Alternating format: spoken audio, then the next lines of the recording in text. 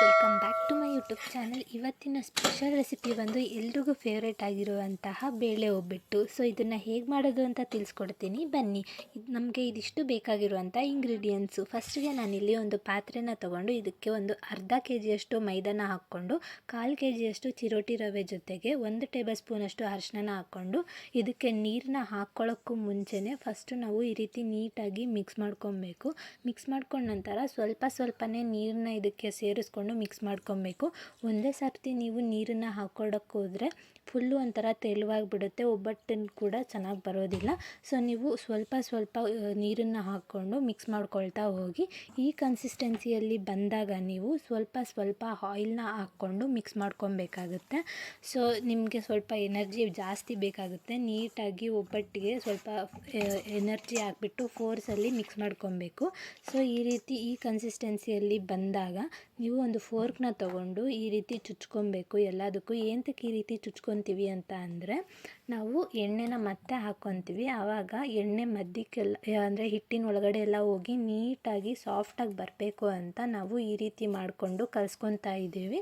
So ಈ ರೀತಿ ಮಾಡ್ಕೊಂಡು ಕಲಿಸ್ಕೊಂಡಾಗ ನಮಗೆ ಮೈದಾ ಹಿಟ್ಟಿಂದು ಒಬ್ಬಟ್ಟಕ್ಕೆ ಮಾಡೋದಕ್ಕೆ ತುಂಬ ಸಾಫ್ಟಾಗಿ ಬರುತ್ತೆ. ನೋಡಿ ಇಲ್ಲಿ ಎಣ್ಣೆ ಎಲ್ಲ ಹೋಗಿದೆ, ಅಲ್ಲಿವರೆಗೂ ನಾನು ಕಲಿಸ್ಕೊಂಡಿದ್ದೀನಿ. ಮತ್ತು ಲಾಸ್ಟಲ್ಲಿ ಎಣ್ಣೆನ ಇದ್ರ ಮೇಲೆ ಸವರ್ಬಿಟ್ಟು ಮುಚ್ಚಿಬಿಟ್ಟು ಎತ್ತಿಕ್ಬೇಕು. ಅದಾದ ನಂತರ ನಾವು ಹೂರಣನ ರೆಡಿ ಮಾಡ್ಕೊಳ್ಳೋಣ. ಒಂದು ಕುಕ್ಕರ್ಗೆ 3/4 ಕೆ ಜಿಯಷ್ಟು ತೊಗರಿಬೇಳೆನ ಹಾಕ್ಕೊಂಡು ಇದನ್ನು ವಾಶ್ ಮಾಡ್ಕೊತಾ ಇದ್ದೀನಿ. ಇದನ್ನು ಒಂದು 2-3 ಸತಿ ವಾಶ್ ಮಾಡಿಕೊಂಡ್ರೆ ಸಾಕು. ಇದನ್ನು ನೀಟಾಗಿ ವಾಶ್ ಮಾಡ್ಕೊಂಡ ನಂತರ ನಾನು ಈ ಕುಕ್ಕರಲ್ಲಿನೇ ಇದನ್ನು ಬೇಯಿಸ್ಕೊತಾ ಇದ್ದೀನಿ. ಸೊ ಇದಕ್ಕೆ ಒಂದು 1 ಲೀಟರಷ್ಟು ವಾಟರ್ನ ಸೇರಿಸ್ಕೊತಾ ಇದ್ದೀನಿ. ಇದಕ್ಕೆ ಮುಚ್ಚಿಬಿಟ್ಟು ನಾವು ವಿಷಲ್ನ ತೆಗೆದು ಇಡ್ತಾ ಇದ್ದೀನಿ. ವಿಷಲ್ ಹಾಕ್ಕೊಂಡು ಯಾವುದೇ ಕಾರಣಕ್ಕೂ ಬೇಯಿಸ್ಕೊಳ್ಳೋಕೆ ಹೋಗಬೇಡಿ, ಆವಾಗ ಬೇಳೆ ಜಾಸ್ತಿ ಬೆಂದುಬಿಡುತ್ತೆ. ನೀವು ಬೇರೆ ಪಾತ್ರೆನ ಕೂಡ ಯೂಸ್ ಮಾಡ್ಕೊಬೋದು. ಒಂದು 20 ಮಿನಿಟ್ಸು ಇದನ್ನು ಬೇಯಿಸ್ಕೊಂಡ್ರೆ ಸಾಕು, ನೀಟಾಗಿ ಬೆಂದುಬಿಡುತ್ತೆ. ನೋಡಿ ಈ ರೀತಿ ಸಾಫ್ಟ್ನೆಸ್ ಬರೋವರೆಗೂ ಬೇಯಿಸ್ಕೊಂಡ್ರೆ ಸಾಕು. ಇವಾಗ ನಾನು ಇದರಲ್ಲಿರೋ ನೀರನ್ನೆಲ್ಲ ಸಪ್ರೇಟ್ ಮಾಡ್ಕೊತಾ ಇದ್ದೀನಿ. ನೀವು ಈ ನೀರನ್ನು ಯಾವುದೇ ಕಾರಣಕ್ಕೂ ಬಿಸಾಕೋಕ್ಕೆ ಹೋಗಬೇಡಿ, ಇದರಿಂದ ನಾವು ಒಬ್ಬಟ್ಟು ಸಾರನ್ನ ಕೂಡ ಮಾಡ್ಬೋದು.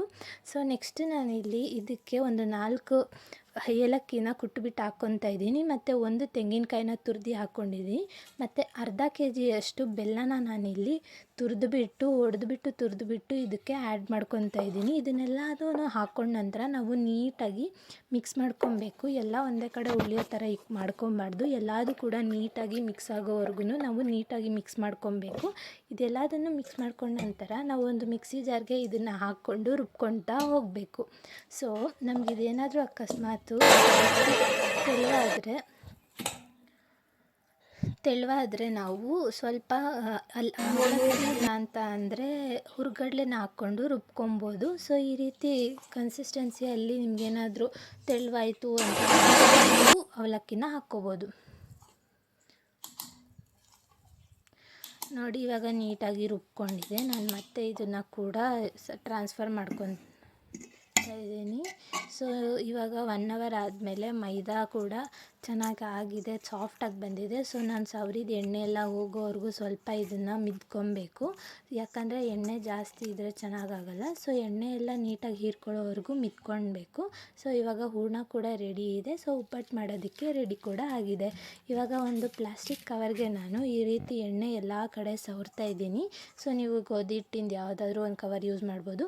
ಸ್ವಲ್ಪ ಹಿಟ್ಟನ್ನು ತೊಗೊಂಡು ಇದನ್ನು ನೀಟಾಗಿ ರೌಂಡ್ ಶೇಪಲ್ಲಿ ರೌಂಡ್ ಮಾಡಿಬಿಟ್ಟು ನಾನಿಲ್ಲಿ ಅಗಲ ಮಾಡ್ಕೊತಾ ಇದ್ದೀನಿ. ಇದನ್ನು ನೀಟಾಗಿ ಎಲ್ಲ ಸೈಡೂ ಅಗಲ ಮಾಡ್ಕೊಬೇಕು. ಹಿಂಗೆ ಅಗಲ ಮಾಡ್ಕೊಂಡ ನಂತರ ನಾನು ಒಂದು ಅರ್ಧ ಮುಷ್ಟಿಯಷ್ಟು ಹೂರಣನ ನಾನಿಲ್ಲಿ ಎತ್ಕೊಂಡು ಫುಲ್ಲು ರೌಂಡ್ ಮಾಡ್ಕೊತಾ ಇದ್ದೀನಿ. ಫುಲ್ಲು ರೌಂಡ್ ಮಾಡ್ಕೊಂಡ್ಮೇಲೆ ಇಲ್ಲೇನು ಅಗಲ ಮಾಡಿರ್ತೀವಿ ಎಲ್ಲ ಹಿಟ್ಟನ್ನು ಅದ್ರ ಮಧ್ಯಕ್ಕೆ ಸೇರಿಸ್ಬಿಟ್ಟು ನೀಟಾಗಿ ಕವರ್ ಮಾಡಬೇಕು. ಎಲ್ಲಿ ಕೂಡ ಒಂಚೂರು ಗ್ಯಾಪ್ ಇರಬಾರ್ದು. ಸೊ ಇಲ್ಲಿ ಒಂಚೂರು ಆಯಿಲ್ನ ಸೇರಿಸ್ಕೊಂಡು ಉಲ್ಟಾ ಮಾಡಿಬಿಟ್ಟು ನಾವು ತೊಟ್ಟಬೇಕು. ಅದೇ ರೀತಿಯಲ್ಲಿ ತೊಟ್ಟಬೇಡಿ, ಅದೇ ರೀತಿಯಲ್ಲಿ ತೊಟ್ಟಿದ್ರೆ ನಮಗೆ ಒಬ್ಬಟ್ಟು ಕರೆಕ್ಟಾಗಿ ಬರಲ್ಲ. ಸೊ ಅದಾದಮೇಲೆ ನಿಮಗೇನಾದರೂ ಅಕಸ್ಮಾತು ಅಂಟ್ತಾ ಇದೆ ಹಿಟ್ಟು ಅಂತ ಏನಾದರೂ ಅಂದರೆ ನೀವು ಒಂದು ಸ್ವಲ್ಪ ಎಣ್ಣೆನ ಕೈಗೆ ಸವರ್ಕೊಂಡು ಈ ರೀತಿ ಎಲ್ಲ ಕಡೆನೂ ತೊಟ್ಕೊಬೇಕು. ಅಂದರೆ ಒಂದೇ ಸೈಡ್ ತೊಟ್ಟಕ್ಕೆ ಹೋಗಬೇಡಿ, ಆವಾಗ ಒಂದು ಸೈಡ್ ದಪ್ಪ ಒಂದು ಸೈಡ್ ಸಣ್ಣ ಬರುತ್ತೆ. ಸೊ ಎಲ್ಲ ಕಡೆನೂ ರೌಂಡಾಗಿ ತೊಟ್ಕೊತಾ ಬನ್ನಿ.